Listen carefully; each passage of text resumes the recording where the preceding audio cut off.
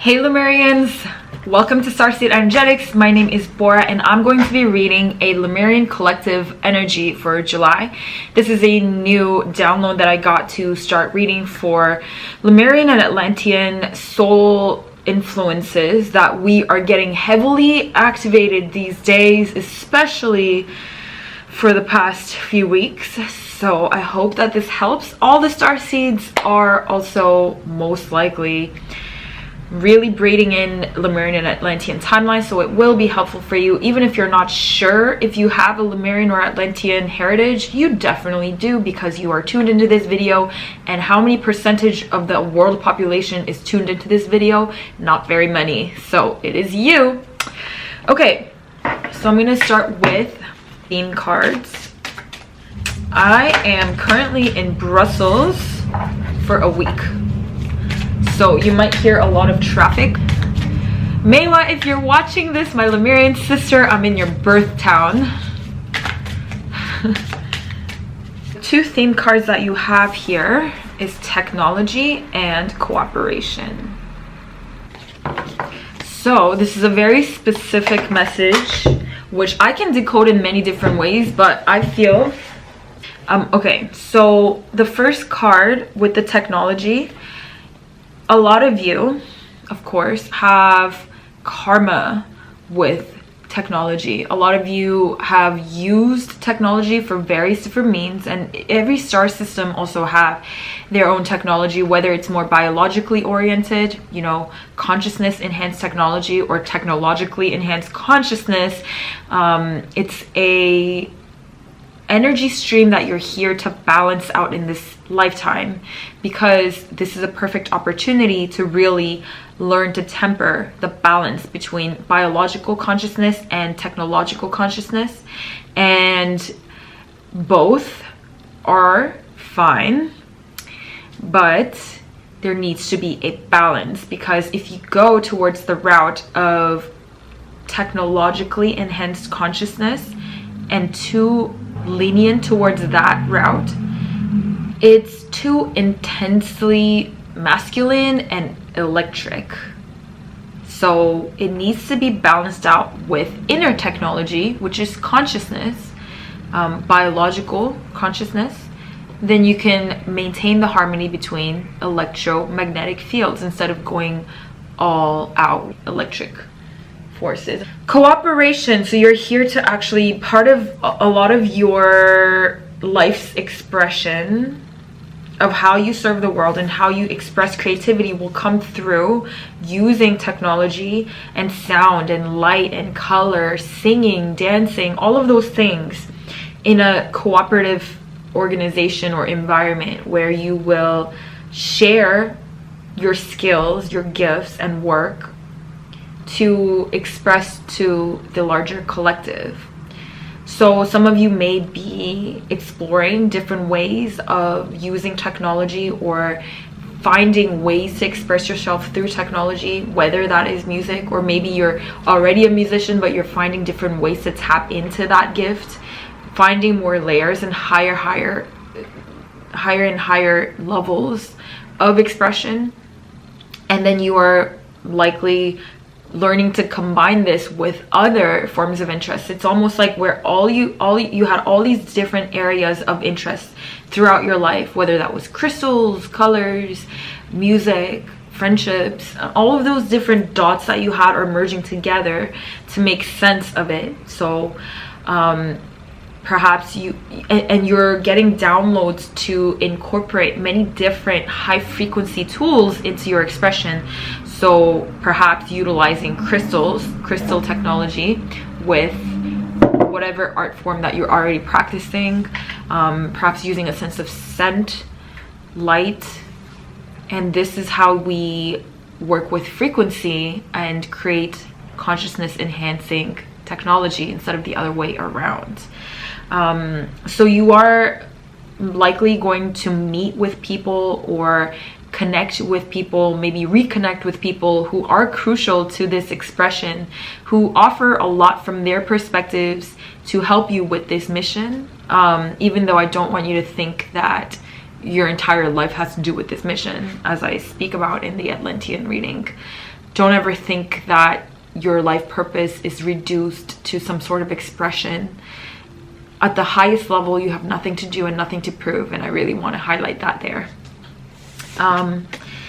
So it's going to be a very creatively rewarding month for you, and you're going to find systems in which you can take step by step how you can unfold this vision, and tuning into that level of remembrance of how it used to be when you were cooperating together with other people to express, you know, these streams of data, these streams of divinity, using crystal technology, using plant technology, using scalar technology, all these memories of different civilizations with this external technology that's occurring outside of you in an external reality, how it's reflected and refracted back at you. So to say the least, a lot of you is probably hesitant to or resistant to accepting the state of technology in these times, whether that's 5G, machine learning algorithms frighten you maybe, Alexa frightens you maybe, and part of you finds yourself questioning, like, where is humanity going with all of these technological advances? And what I have to recommend for that line of thinking is that if you find that your environment is projecting technological forms that are too electric in terms of masculine, that are too electric in nature, then it's calling for you to enhance and magnify your inner technology, your magnetism, your femininity. Even if you're a guy watching this, it means that you need to get more in tune with the unconscious realms of your mind, the subconscious realms of your mind, delving deep into the technology of your mind and how that is going to balance out with the external. So if you rise up your levels of your inner technology, then you have nothing to worry about for the fractured masculine technology that is thriving in current society. Because when you shift your inner space to meet it that much, because it wouldn't be happening unless it was asking you to do something within yourself. It's just asking you to get more advanced with your internal space to meet these things that are occurring. The 5G, sure, it can be harmful, but if you get to a transcendent level where you empower yourself to see that it is a calling for a temporary shift so that you can get on your path. Because if you don't have the stress, if you don't have the external stress to make some sort of change, then how will you know to advance even more? You'd probably just be content with whatever is going on currently. So I hope that some of you find this inspiring to not fear what's going on the outside world, and understand that it's shaping us to respond in an intelligent manner where you don't resist what's going on, but you find the places in which you can empower yourself. So just to remind you, the machine learning, the 5G, the electric devices, they are heavily polarized forms of masculine energy in terms of technology. So to counterbalance the extreme advancement of that level, then you work with your inner technology, which is your subconscious mind, your unconscious mind, and your levels of awareness. Some of you, or most of you, is struggling or juggling between two priorities. Could even be two sub-personalities that you find within yourself, and at times you find it very puzzling how your internal space kind of argues over different choices, and you probably have so many different desires spring up at every moment that you're not really sure what to believe anymore, perhaps. And the answer is, when you find yourself struggling to make a decision about any choices to make, about people, about situations, give yourself like a good realistic timeline of when it would be ideal to resolve the situation, when it would be ideal to make the ultimate decision. Because for instance, if you are supposed to make a decision by 3 weeks and you're thinking about that now, unless there's some pressing circumstance, you have nothing to worry about for another 2 weeks. And then you can make the decision in 2 weeks. But it's a waste of your energy to overthink things and go back and forth between making decisions. Learn how to conserve your mental energy, because it's a real asset, it's real value. It's called decision fatigue, when you make too many decisions and then at the end of it all, you don't have any inspiration and passion left over to do what's really important to you. But some of you have this leakage or this parasitic mental pattern that you love to just worry about what to do next, or you love to just worry about what to wear, what to eat, who to talk to, where to go next, what to do next. So learn to save your mental energy as much as you would save your finances, whatever it is that you are good at managing. But most likely, because of this mental energy, I feel like you're constantly struggling to balance between, even on a physical level, it's not going to a place of absolute incremental progress financially, or health-wise, whatever grounded, improvements that you really want to see. And the answer actually lies in your mental energy, because part of this financial or physical kind of juggling that you constantly have to do is simply an expression of how you think. Your mental energy is a bank, and it's not infinite in terms of how you experience it through this human lens that you're obviously watching this YouTube, you're watching this through a human lens. There is a limited amount, or we're having an illusion of a limited amount of mental energy, as well as financial energy or physical energy.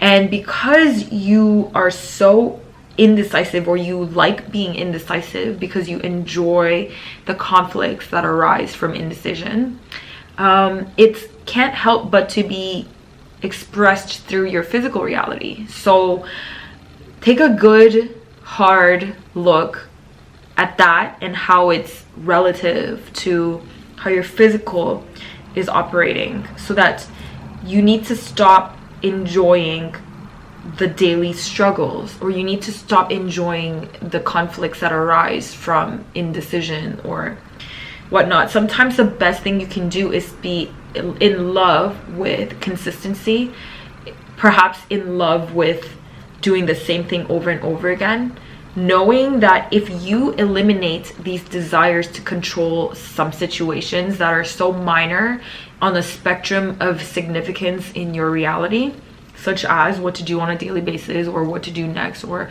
who to see next, or just small little decisions, even if it seems big, most likely it's not a big issue if you zoom out.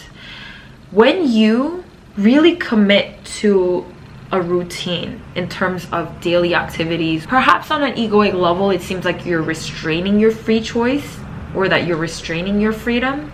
Not true, because when you implement these routines and implement these habits and implement these structures, implement this disciplinary way of living, it frees your cognitive energy to deal with bigger pictures. And before that, you would just end up dealing with minor situations. So it's almost like, if you feel like when it comes to money, because this is Pentacles, I think a lot of you are having these questions about your financial situation. When you're thinking about, the little scope of where you spend and like what you're able to buy. So like, instead of trying to find freedom in small purchases, put in a system where that's kind of like, you don't have to think about it at all. And then you'll accumulate your financial decisions and that energy of financial decisions up to bigger things that matter, to things that are more exciting, that you probably haven't even been dreaming of. Now, the Nine of Wands and the Eight of Wands, your defenses dropping. Is your defenses dropping? So a major blockage has been your question of freedom and choices for things that matter little. It frees you up and things start to happen almost magically, like super quickly. Eight of Wands is that card where things just happen really, really quickly, really, really efficiently, and you're starting a new chapter. You're starting a new way of perceiving and being, and you're starting on a new adventure.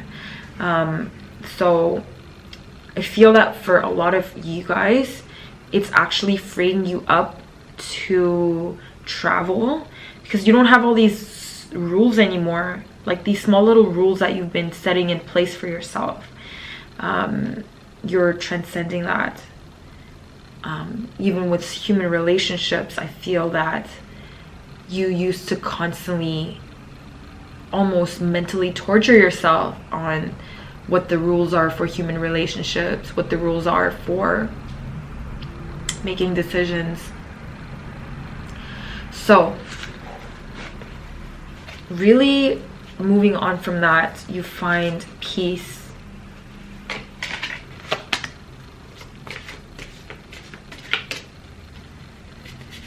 The last cards I have for you is a deep secret will come to light, find middle ground, compromise, and enter sacred space. The initial message that I get from these cards are that whenever you have these decisions to make, you're often caught in a illusion of black or white. A lot of times there are options that is not even realized by your cognition, because you have these rigid rules for yourself, that you need to realize there's always other choices available, that if you get creative, you'll start to see them clearly. And you can always find the best solution forward. There's infinite possibilities. The last kind of message that I have here is to find yourself and surround yourself in a space that is sacred for you. I feel that most of you are working through a lot of contemplation in terms of where to take your life next. But it's gonna flow from a state of mind that you decide to cultivate as your default state of mind. The decisions that are in frequency with that default state of mind, of mindfulness, will be in alignment with where you want to take it. And I almost feel that when you do have this space for contemplation, a lot of things will fall together that you were not able to see before.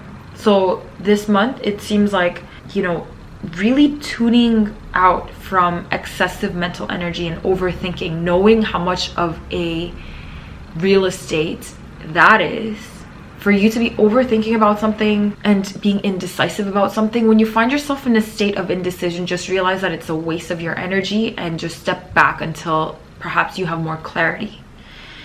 Only settle for crystal clarity. Don't settle for thought waves that are hectic or conflicting.